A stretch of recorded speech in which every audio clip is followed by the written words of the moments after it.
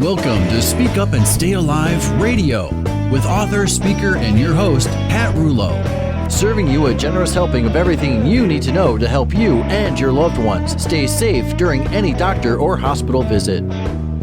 The program is not intended to replace medical advice from a licensed professional, but rather to encourage you to become a well-informed participant in your health and well-being. And now, your host, Pat Rouleau.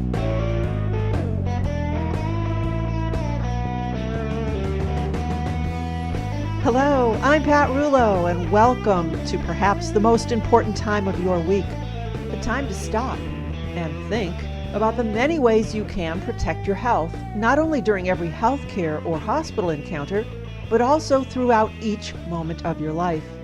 I know how easy it is to get caught up in daily life and ignore the multitude of injustices that bombard us. But for just a moment, I really must discuss one of them. And I've addressed this before and had a guest or two talk about it in the past, but it's really bothering me because of the obviousness of it, if that's a word. And I'm talking about chemtrails. Chemtrails. You know, the long white lines that crisscross the sky on a daily basis. What most people believe, because we are led to believe, are merely vapor trails left behind commercial airlines. They are not vapor trails. They are chemicals, aluminum, barium, strontium, and who knows what other nanoparticles sprayed in the air to provide an easy and inexpensive way to avert global warming. Global warming. A political myth, a lie, promoted to achieve a political agenda that many say is population control? Yes, it's a dark topic, isn't it? The amount of barium in our atmosphere exceeds by 8 times the level deemed safe for humans to breathe. And smaller animals are simply out of luck. Save the planet from the dangers of global warming by slowly killing the inhabitants? But I guess less inhabitants? Less of you and me? Why, then we wouldn't have a global warming problem then, would we? If you're interested, look up and read a couple of previously classified government documents, now declassified, that talk about population control. One is called National Security Memorandum 200, and the other is Kissinger Letter to the President, Implications of Worldwide Population Growth for the U.S. Security and Overseas Interests. Or just visit the website globalskywatch.com. But now it seems like I'm getting ahead of myself, as usual. Always so excited to get going. I almost forgot to tell you that we are in the midst, apparently, of the healthcare hazard of the week.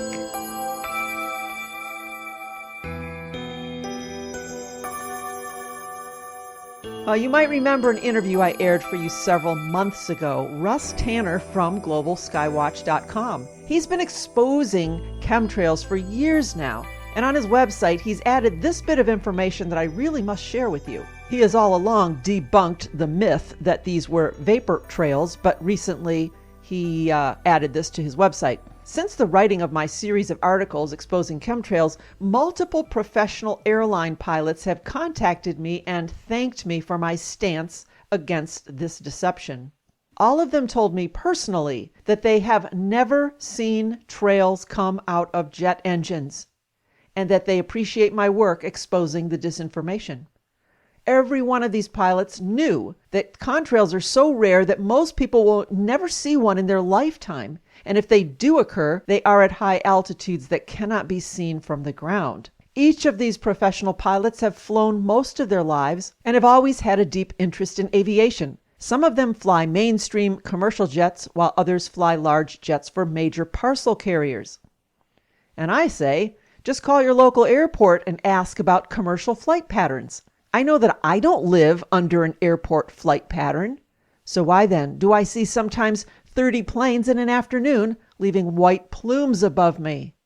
Because they are not commercial planes, and those are not vapor trails. Now, if you have no idea what I'm talking about, I challenge you to look up.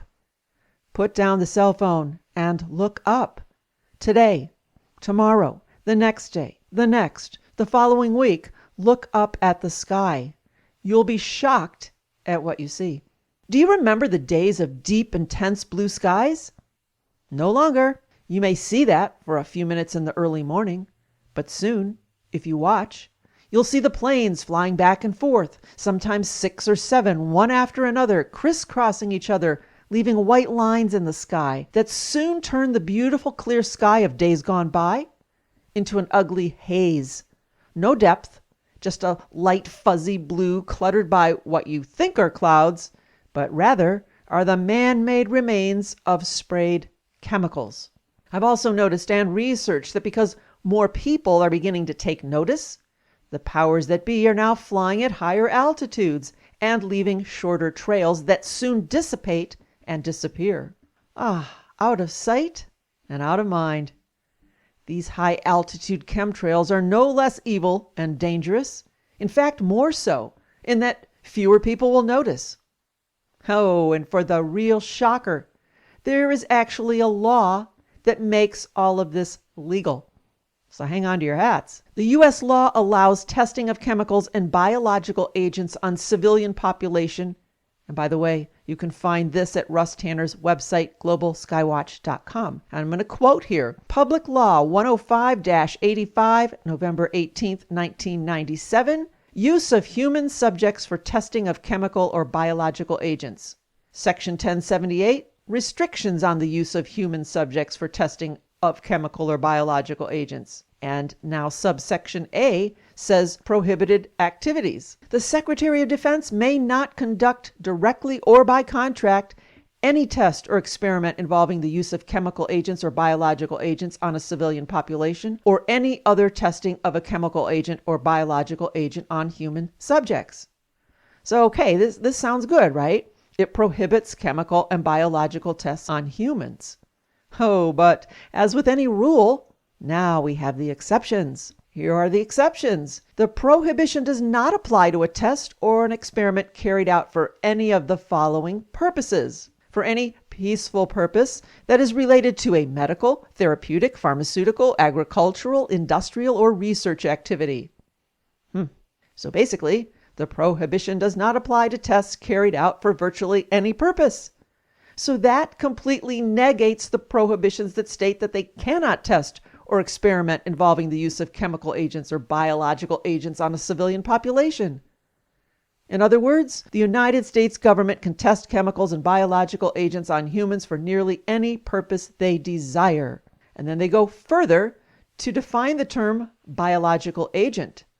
And I quote, a biological agent defined in this section, the term biological agent means any microorganism, including bacteria, viruses, fungus, or protozoa, pathogen or infectious substance, and any naturally occurring bioengineered or synthesized component of any such microorganisms, pathogen, or infectious substance, whatever its origin or method of production that is capable of causing death, disease, or other biological malfunction in a human, an animal, a plant, or any other living organism, deterioration of food, water, equipment, supplies, or materials of any kind, or that is deleterious alteration of the environment. In other words, the United States government can test chemicals and biological agents on humans that cause death, biological malfunction, and deleterious alteration of the environment. Does the term deleterious alteration of the environment bring chemtrails to mind? Now, some argue that none of this activity can be conducted without informed consent. And that is stated in another section C, which reads, and I quote, informed consent required. The Secretary of Defense may conduct a test or experiment described in the above sections only if informed consent to the testing was obtained from each human subject in advance of the testing on that subject. Well, that seems to provide some protection for us in that it requires us to be notified in advance if this testing is to take place. In reality, it does not provide any protection at all. Why not? Well, because you've already been informed in advance and you've already given your consent. Because this law is publicly available to you and everyone else to read, you have been informed. And because you have not contested it in court, you have provided your consent. So when this law was published, you were informed. And because you have not challenged it in court, you have consented.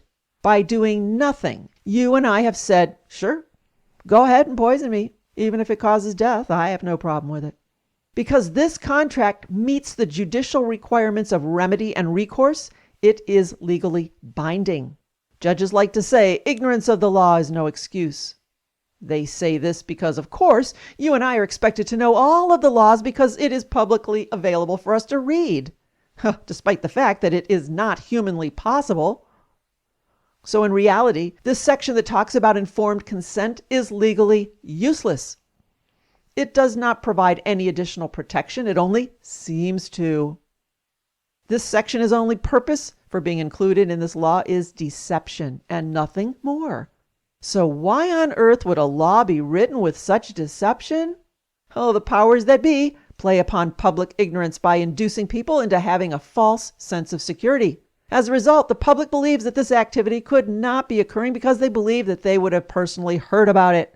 This false belief then provides insurance that this law will never be contested in court. And as long as this law remains uncontested, chemtrail spraying will continue unhindered. The final result is that this craftily written law has done its job. It has enabled chemtrail spraying to continue without being contested in court. And this law continually provides legal protection for those doing the spraying. After all, by your and my inaction, we have given them our permission. When you consider the incredibly dark nature of this deception, and when you consider the fact that the law gives your public servants the self-appointed power to kill you, you should then consider what kind of people are running your country, or the world for that matter. You know it. We're living in a monumental time. Corruption, scandals, and disinformation are at an all-time high.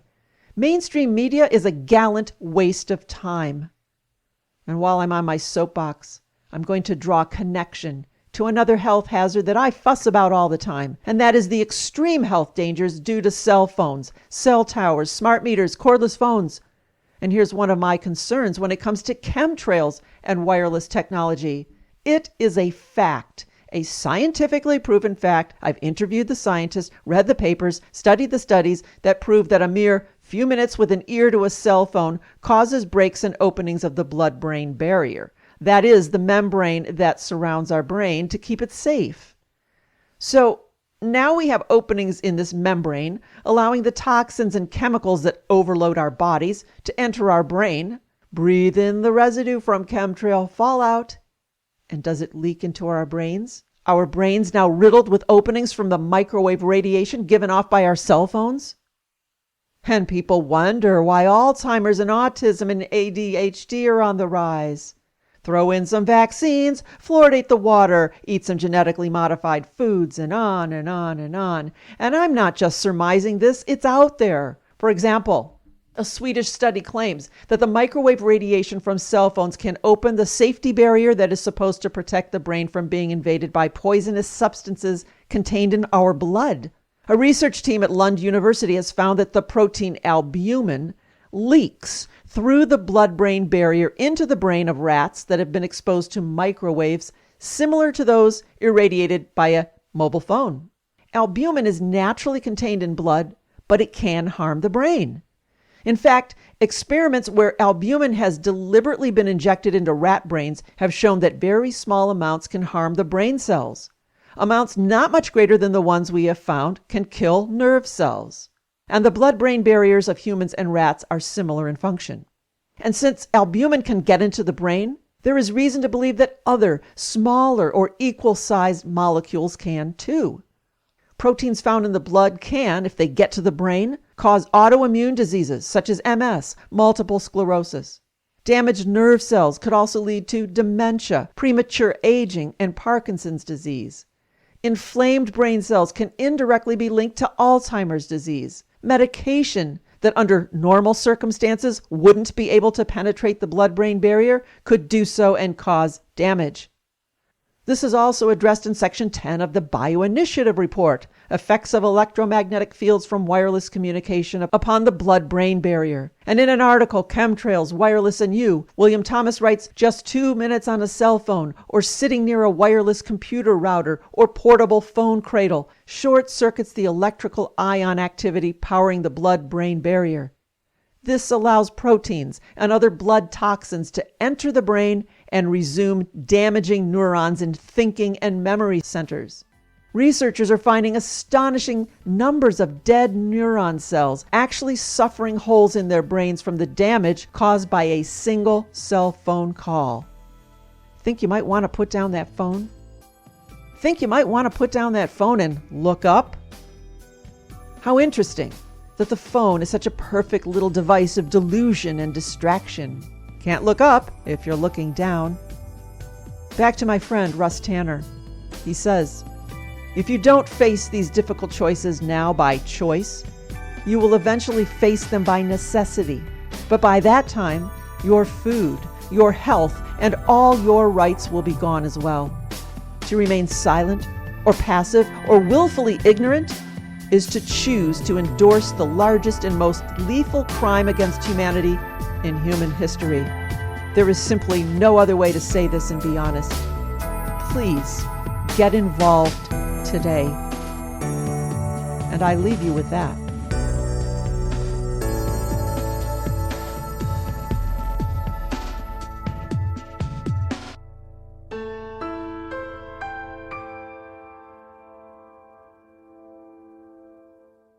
Coming up, a short interview with a guest from the Alzheimer's Association with some startling news, a request for more funding, and yet no substantive research into the potential causes that I believe will soon prove to be one of the keys behind the current increase in diagnosis, wireless, and chemtrails. Stay in your seat. Henry the Hand Foundation is a grassroots nonprofit organization to share Henry's hand awareness message with children and adults across the globe. Henry and his founder, Dr. Will Sawyer, encourage parents and health professionals to adopt a school in their community to share Henry's packaged program to teach health education. Share this message with a local school. Spread the word, not the germs. For more information, visit henrythehand.com.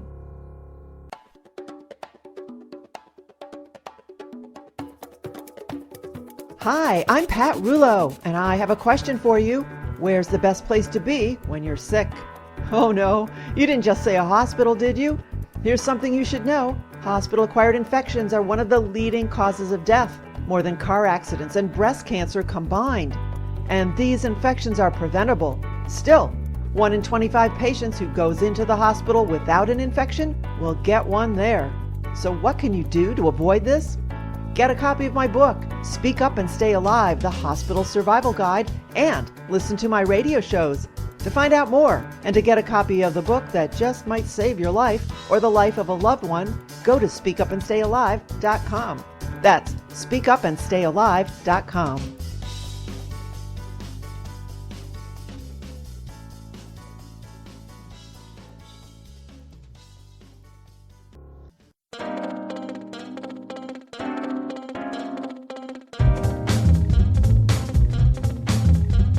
Two.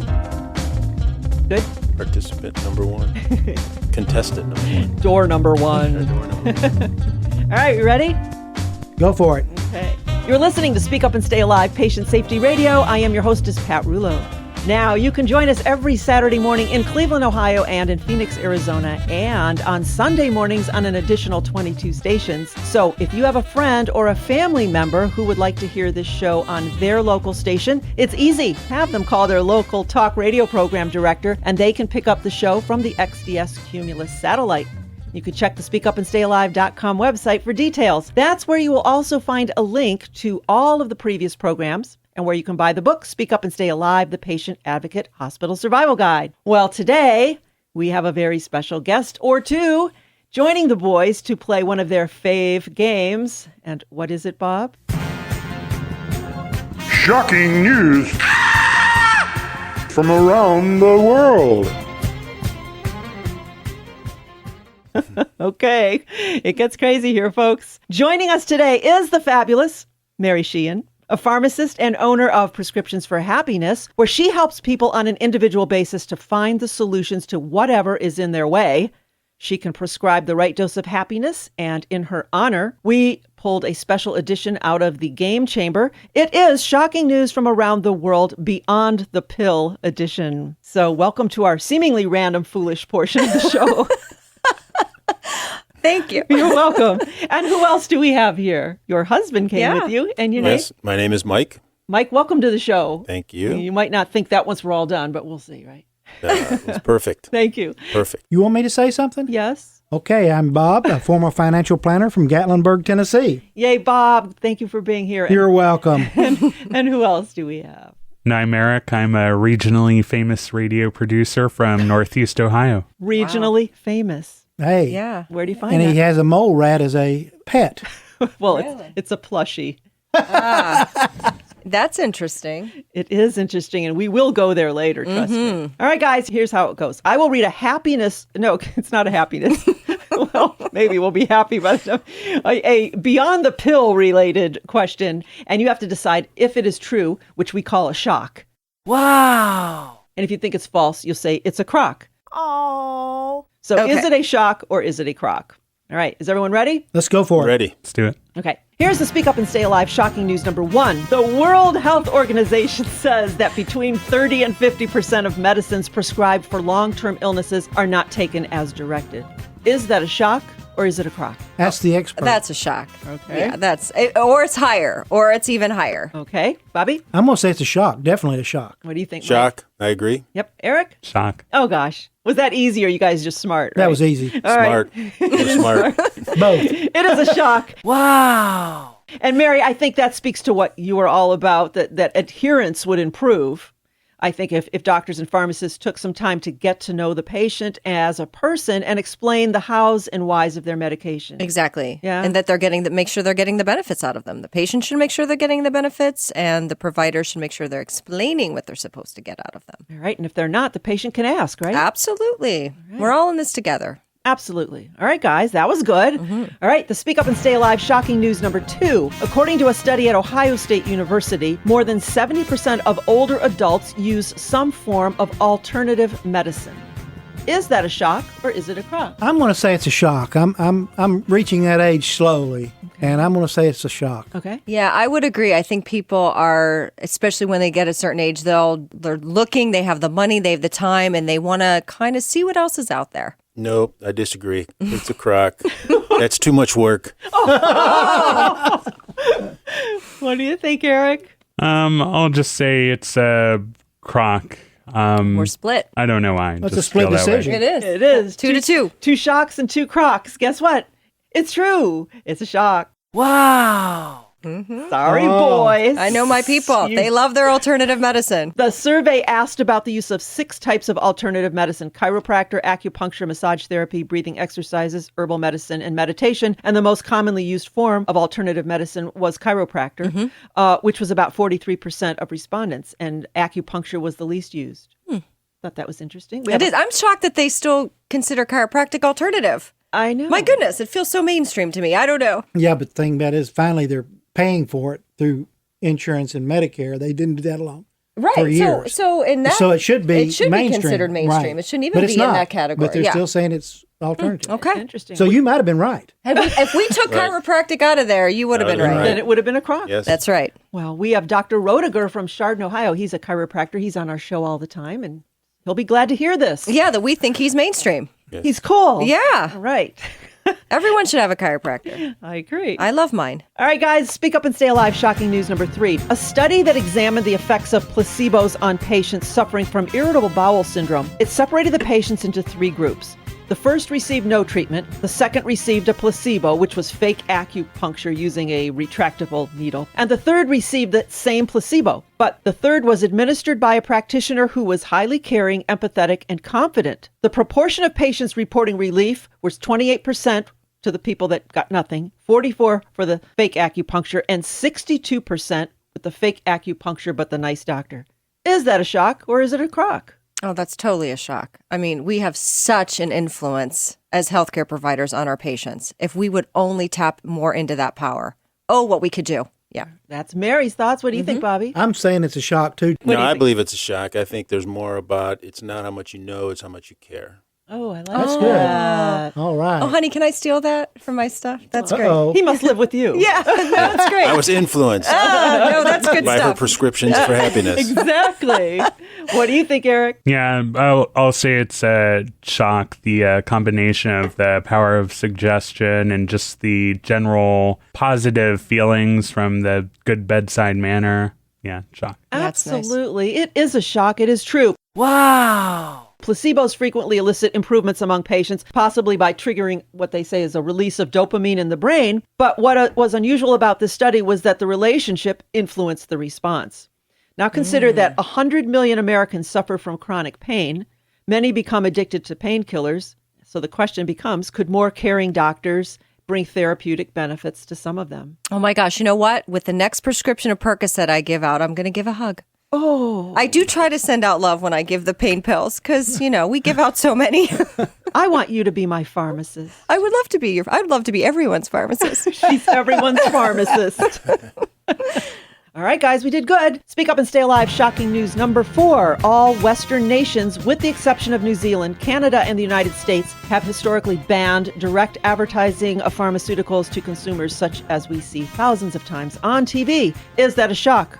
Or is it a crock? Wait, if we see it on TV, does that mean that would be a crock? Because that means it's being advertised? Yeah, just the fact that it's on TV is a crock. All right, we got a crock. I'm going to go with the crack. Okay. I'm going to go with a shock. What was it that banned them? What was all Western nations with the exception of New Zealand, Canada, and the United States. Yeah, that's true. So that's a shock. But I'm not sure about Canada. I know U.S. can do it, and I know New Zealand can. I thought they were the only two countries that allow direct-to-consumer drug advertising on TV. And you are right. Yeah. And that's where we caught you in the crocs.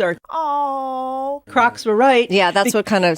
Yeah. Canada. They got it. She knows what she's saying. It is a crock because it's only New Zealand and the good old Right. U.S. of A, thanks to the FDA, that allow this. Yes. Yeah, that's our friend Wheeler. Yep. And it works. In 2008, the House Commerce Committee found that every $1,000 spent on drug ads produces 24 new patients. And a 2003 research report found that prescription rates for drugs promoted with direct-to-consumer ads were nearly 7 times greater than those without such promotions. Wow. Wow. I mean, that's pretty huge, isn't it? It is. Money well spent on the part of the drug companies. Absolutely. Also, a professor of family medicine at the Case Western Reserve University, and this was printed in the New York Times, so it must be true. In the case of attention deficit hyperactivity disorder, it's a prime example of how all too often a pill substitutes for more human response to distress. U.S. clinicians prescribe stimulant medications for ADHD at a rate of 25 times that of their European counterparts. I'm sure you knew that. Yes. I give out so many of those prescriptions. I do, and I feel so torn sometimes because I'm sure in some instances it's really valid, but I think in others they just need some skill learning that they just were never taught, and the parents need the skills. Yes. Yeah, in some instances, or something with the educational system. There's so many things that could be at play, but I think it's just so tempting for that quick fix. So parents listening to you, if they've got children where, maybe they're on the brink of considering this type of thing, it might be really smart for them to call you and have a conversation. Just like a half an hour. Yeah. And just we'll to talk see it if out. there's some other way to sort through this rather than drugging our children. Yeah, just get some perspective. Oh, and if they do that's a decide great idea. right, just to get some perspective, that's all. Give us your number. 330-592-5793. And we're going to give it again. So everyone grab your pencils and hold on to them. All right. Because I think one of your best sources is a pharmacist, and especially somebody like you. Thank Yeah, you. give Yes, I agree. great Yes, perspective. we are great. You are great. The pharmacists are great. And so my are you. tribe. Yeah. All right, guys, shocking news number 5. In November 2013, the American Heart Association and the American College of Cardiology issued new numerically driven guidelines for the treatment of cardiovascular disease. These guidelines recommend that doctors no longer use a patient's LDL cholesterol level to decide whether to prescribe a cholesterol-reducing statin, and instead rely on the results of a web-based risk calculator called the Omnibus Risk Estimator that determines a person's chances of suffering cardiovascular disease in 10 years. So rather than using their LDL, their actual cholesterol level is to go online and fill out some questionnaire. So is that a shock or is it a crock? I kind of hope it's a shock because at least it's learning something more about the patient. I always say don't treat a piece of paper with lab results on it. Treat the person. So this is good in that it's maybe digging into a little bit deeper about the person. So I'm hoping it's a shock. Oh, that's a good way to look at it. What do you think? That's how I'm looking at it. I'm thinking it's a shock, too. I may be wrong, but I'm thinking a shock. Well, I'm going to go with Mary, too, and Bob as far as a shock, just because of the point that she mentioned of finding out more about the person, not just looking at a number. Okay. Eric? I'll also say it's a shock. Mary convinced me with her reasoning that Oh, wow. Wow. hopefully it is a good thing. Yeah, hopefully it's a good thing. I See know. how good she is. You guys are right. It is a shock, and it's kind of a revolutionary shift, I think. Once upon a time, medicine was a discipline based on diagnosis, kind of a nuanced diagnosis Yes, and, it was and nuanced. treatment of sick patients. But I don't know, this is kind of like big data coming in. Yeah, I could in a see how it could go either way. Yeah, where we've got networks and computers, you know, yep. kind of knowing the numbers, and it moves medicine maybe from the bedside to the laptop. I know. think we're gonna have I to- get your point on that for sure. We can see both sides of Yes, this. and there should be a balance there. Absolutely. All right, we're going to have to think about this one. Right. All right, here is the final Speak Up and Stay Alive shocking news. Forgive me. Better known as the Naked Mole Rat Minute. Yay. Oh, gosh. Why do we do this? For Eric. Because you need to know. Oh. And for Eric, yes. And because the Naked Mole Rat is this show's superhero of sorts. And he was, you might not know this, he was named the vertebrae of the year 2013. How The naked odd. mole Did rat? not know that. Yes. The Naked Mole Did Rat does not. not get cancer. Then we should get to know him better, I think. We are. We Okay, are good. That's good. So we are going to pay homage to this saber-toothed sausage-looking creature. Here it is, guys. Adding to their super survival powers, researchers have discovered that the mole rats do not feel chronic pain. There is also their brain's ability to bounce back in oxygen-deprived conditions. Is this a shock or is it a crock? So they don't have the ability to feel pain? They don't, and they can live in oxygen-deprived conditions and then restore themselves from that. Is that a shock or is it a crock? It's a shock. I've heard this one before. That I just can't imagine there's a creature that's a vertebrate that can't feel pain. Yep. Wow. But Bob already gave the answer, so I'm going to have to say it's a shock because I don't think Bob's trying to trick me over here. No. There's strategy involved. Well, I think maybe he is, so I'm going to say Oh, Eric. Eric knows all about the mole rat. I already know that the naked mole rat is that awesome, so definitely a shock. Wow. We talk about the naked mole rat every week. Like I said, Eric introduced us to the naked mole rat, and this is just an incredible creature. Listen to this. Okay. Researchers are studying this trait, which they say the whole oxygen thing, because it could be the key to helping humans find better ways to treat stroke and heart attack. It turns out that their brains act much like the brains of human babies. The survival secret, though, is the way the brain regulates calcium. Their brain cells have special calcium channels that close during oxygen deprivation, protecting the brain from cell death. The brains of human babies can do this too, but as we age, then these channels no longer stay open, they close. So that can be a problem during a heart attack when oxygen is deprived. Understanding this process could lead to a fast-acting medication given to help protect the brain during an emergency. Wow. Yeah. So I guess if I suffer a heart attack, I'm going to hit the ground. I want the EMS guys to come and give me something to help me be more like the naked mole rat. Absolutely. Yeah. Preserve your brain. You might need it when you recover. When Exactly. you wake up. Yeah. In other research, Eric, and I know you'll find this interesting, scientists have now found that we share 178 unique gene families with the mole rat.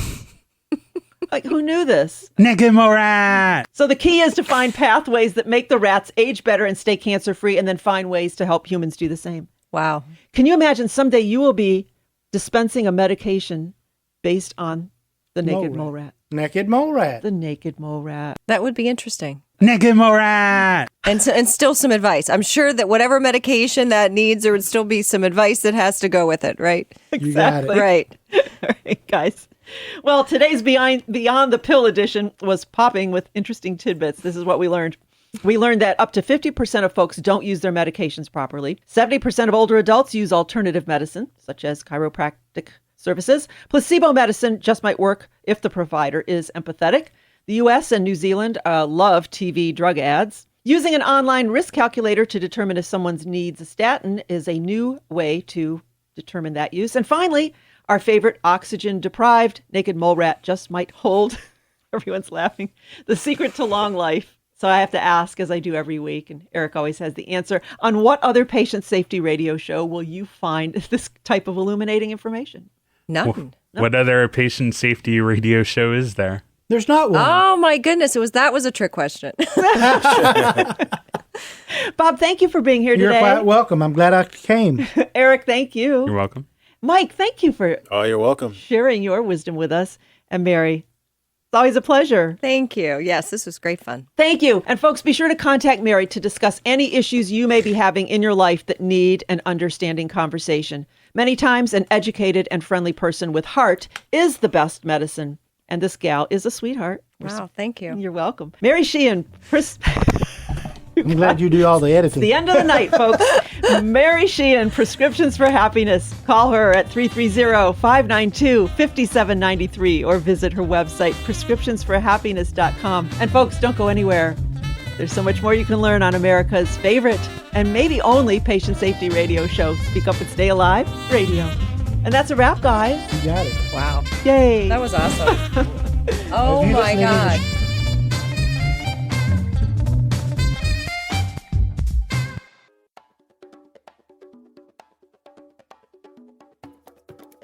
If you know me, you know that I'm concerned about healthcare-acquired infections. Stethoscopes have long been associated with the transmission of healthcare-related bacterial infections, and studies have shown that stethoscopes carry harmful bacteria such as staph. To eliminate the infection risk, doctors simply need to wipe their stethoscopes with a disinfectant swab after use on each patient. Despite this, a report in the American Journal of Infection Control makes it clear that providers do not heed the warnings, concluding that doctors must routinely disinfect their stethoscopes before and after each patient contact. There is, however, a viable alternative to the disinfectant cloth or wipe.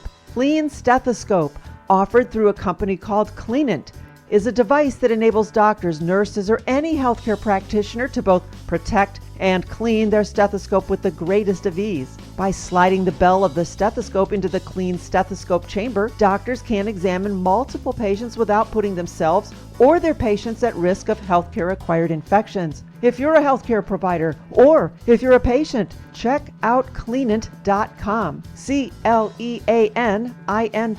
Cleanant.com. And patients or family members, tell your doctor about Cleanant and ask that their practice include the Clean Stethoscope from Cleanant. Call 888-715-0464. That's 888-715-0464. I'm Jerry the Germ with a Speak Up and Stay Alive healthcare and hospital safety snippet just for you. Here's our expert, Pat Rulo. Hey, Jerry, even though you think you're really cool and invisible, smart hospital patients know that you and your buddies hang out all over the place. What am I talking about?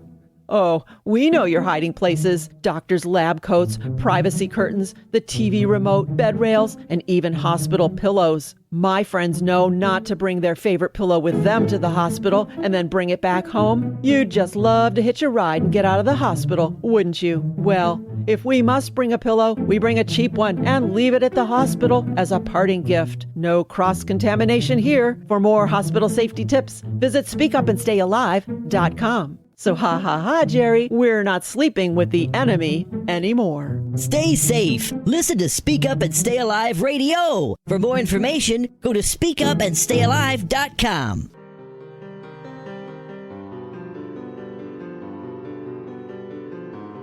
You're listening to Speak Up and Stay Alive Patient Safety Radio, and I am your hostess, Pat Rulo, always bringing you breaking news when it comes to keeping you safe from healthcare and hospital hazards. And today I have some disturbing news from a new report from the Alzheimer's Association's Facts and Figures that reveals that only 45% of people with Alzheimer's reported being told their diagnosis, compared to over 90% of those diagnosed with the four most common cancers, and how this delay is clearly detrimental to a patient's health and outcome. And to help us explain this a bit further, we are fortunate to have Beth Kallmeyer with us today. She is the Vice President of Constituent Services for the Alzheimer's Association. So I welcome you to the show, Beth. Thank you for having us, Pat. The fact that 45% of people only were told about their diagnosis by their doctor, that they report that's how many people were said that the doctor gave them this diagnosis. We find that to be not okay, and we know that everyone's right to hear if they have the disease, that the doctor should tell them that. Mm-hmm. Not knowing that you have this diagnosis really robs people of an opportunity to participate in planning for the future, in participating in clinical trials, in perhaps living your life, going on a trip for your anniversary a little bit earlier before the diagnosis progresses. These are all things that people can do when they have a diagnosis. If they don't, then they're unable to take part in that important planning. Right, they're really being robbed of the portion of their life. Now, the Alzheimer Association's Facts and Figures highlights that low disclosure rates for Alzheimer's are reminiscent of the disclosure rates for cancer in the 50s and 60s, when doctors thought that there were no effective treatments and the mention of the word cancer was taboo. And so what I'd like to know, and I'm sure our listeners would like to know, is why are we still stuck in that kind of secrecy? It's a great question, and that's part of the reason that the Alzheimer's Association did this report, because we'd like to know the same thing. Mm-hmm. It is unacceptable to think that a doctor would not tell you today, if you went in with symptoms, that you had a diagnosis of cancer. So why is it okay if they're not telling you that you have a diagnosis of Alzheimer's disease, even with a disease that doesn't have effective treatments or prevention or even a way to slow it down? What we know is that if people know about this disease, if they educate themselves, if they get support, build those care teams, they can impact their everyday quality of life. This disease goes on for a long period of time. It's complicated. It's distressing. People need support and they need education. And if they don't know they have the disease, they can't access it. Absolutely. As I was giving this some thought, one of the things I came up with was perhaps that a doctor simply cannot determine this kind of a diagnosis in that typical 10-minute appointment. I wouldn't imagine. Time constraints is one of the reasons, among many, that the medical literature talks about why doctors don't give this diagnosis, because they admit it. Doctors in the medical research say they don't always give this diagnosis. So time constraints is a big problem. Mm-hmm. The Alzheimer's Association would call for policy changes to look at how Medicare can be billed so that doctors are allowed to spend the time either with the patient talking about the disease, talking about care planning, or even with the caregiver when the person with the disease has progressed to a certain point. Right. So we think that that's important. We also think that the Alzheimer's Association thinks that it's essential that medical students and doctors are provided with education and resources so they can give this diagnosis. We need to help them do a better job of doing this. And the Alzheimer's Association website actually has a number of tools available to doctors to help them give this diagnosis. And that of course, is at alz.org. alz.org. Yeah, we try to be proactive on this program. So let me ask you this question. What can a patient or especially a family member do if they suspect this kind of a diagnosis to encourage that communication with their provider? I think that a family member, if they're concerned that they have Alzheimer's disease or they have some form of dementia and their doctor hasn't told them that, I would suggest that they talk to their doctor and say, ask if they've been evaluated for that. And sometimes I even suggest to patients that they ask the doctor, are you qualified to evaluate me for Alzheimer's disease, or should I see a specialist? You can refer me to someone else if that's not something that you feel comfortable doing. And so that way people can get that referral if that doctor doesn't feel comfortable giving the diagnosis. And it's raising the question. It makes it a lot more difficult for doctors if the patient says to them, what is the purpose of this test that you're doing? Mm-hmm. What can I expect from you in terms of a diagnosis? So when patients are more apt to ask those questions and put all that forward, they're probably more likely to get a more direct response. It's not a diagnosis one wants to hear. So if your doctor doesn't say it, you're thinking, all right, I'm not going to bring it up. We can all just leave today, and it's not out there. But clearly, that is not the intelligent route to go. I think this really underscores the need then to have an advocate, a family member or a friend even, to attend doctor visits as another set of eyes and ears, and even if needed, a mouth to speak up. I think that's very important. When I talk to families dealing with concerns about whether the person's declining in their cognition, I often suggest that they take somebody with them. Yeah. And sometimes even that person they take with them might be able to tell the doctor some more about what's happening and what some of the symptoms are, because the person that's having those symptoms might not have the insight to be able to explain some of that. So it really is important to take a family member or friend with you as an advocate. Right, right. And I know you're on a whirlwind media tour here, and we don't have a lot of time. Maybe some other time we can get together and discuss some of those telltale warning signs and symptoms, and even the care information that's based on the relative stages of the disease. But I know we don't have time for that today. So as far as this new report that's coming up, are there any other takeaways that you'd like to share with our listeners today? I think one of the things that's really critical and that came out of the Alzheimer's Association Facts and Figures report is that in 2015, the cost of care alone, just the cost of care, not research, was $226 billion. Oh, my. And if something doesn't change, if we don't find a way to slow this disease down or to delay it or even to cure it, by 2050, that amount will go to more than $1 trillion. And this is, of course, is unsustainable. And so the Alzheimer's Association is asking and urging the federal government to increase by $300 million the amount of money put into research for Alzheimer's disease in 2016. Wow, that's a huge number. It's kind of frightening. And I think I also read on your website that women have the tendency to have Alzheimer's greater than men. Is that true? That's correct. Two-thirds of the people with Alzheimer's disease are women.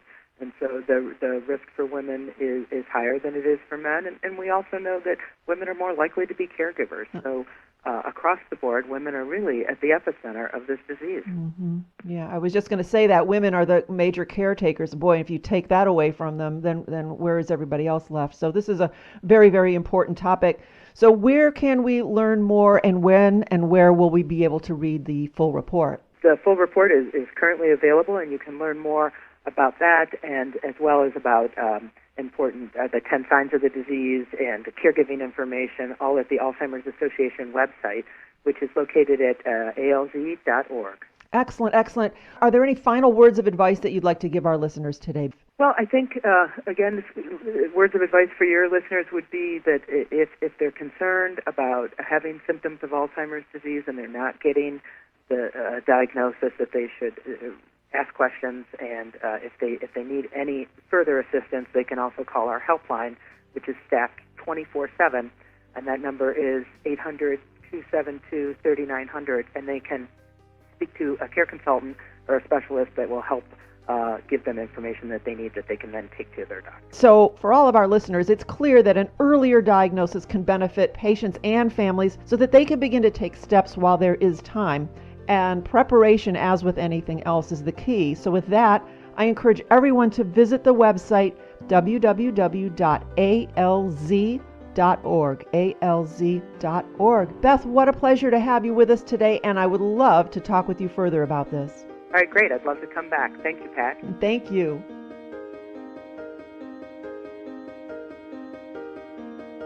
So, there you have it. A sad commentary that 45% of Alzheimer patients are not told their diagnosis. A majority of them are women, and that the answer is to ask for $300 million in funding, when perhaps we may want to connect some dots. What is happening environmentally that may be contributing to the rise in not only Alzheimer's, but many other health-related issues? When half the population begins to show signs of Alzheimer's, perhaps in part due to the heavy metals from chemtrails leaking into our brains, thanks to the microwave radiation given off by wireless technology. And according to today's guest, our doctors don't share the diagnosis, but instead prescribe medications for perhaps other non-existent maladies. And that drug leaks into our brains, and another, again, thanks to the radiation from cell phones. Can you fathom the profound effect this is going to have on the population? On you, me, and our loved ones? Our children, our grandchildren, our pets? I really wish I were some kind of a kook, a nut job telling you foolish tales on the radio. But sadly, I'm not. All you have to do is put down the phone and look up. Look around. We are heading for a health crisis like the world has never seen. Please join me in paying attention. And come back next week for more, as my guest shares some thoughts on toxic clothing and other environmental hazards. Could your clothes be contributing to some health problems? Tune in to find out. Same time, same place, but you know me, never the same information. Until then, I hope you have a healthy and a happy week, free from chemtrails and holes in your blood-brain barrier. I am Pat Rouleau, and I am your guide to safe and successful healthcare and hospital encounters.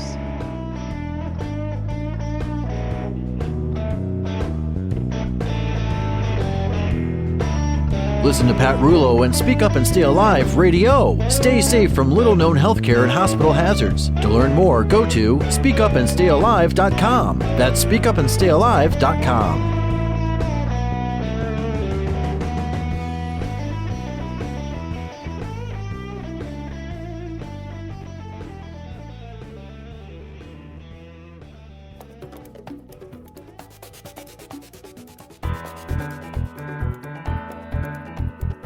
Speak Up and Stay Alive. 5 simple words that address a complex problem, and that is your safety when it comes to every healthcare or hospital encounter, or the safety of your family and friends. These words need to be in your mind and on your lips, and to help with that, I wrote the book Speak Up and Stay Alive, the Hospital Survival Guide, on the recommended reading list of the U.S. Army's Medical Department Office of Quality Management. And it should be on your reading list too. Get a copy for yourself. Give some away as important gifts. Bring the book to the hospital with you. Lay it on the tray table. Now, without saying a word, everyone knows that you are an e-patient, equipped and eager to get out unharmed. You can purchase online for only $19.95 at the website speakupandstayalive.com, or call me and order by phone 440-725-5462.